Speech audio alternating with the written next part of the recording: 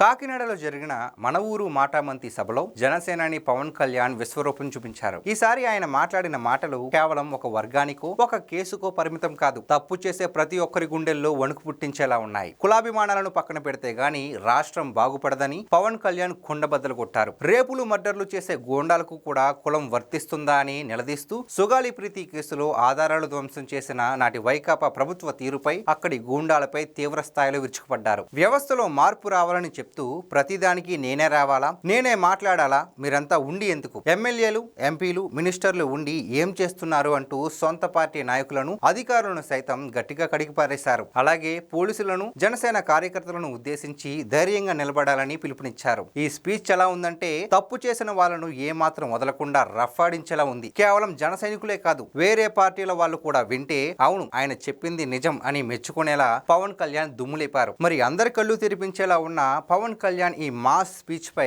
మీ opinion అంటూ comment చేయండి.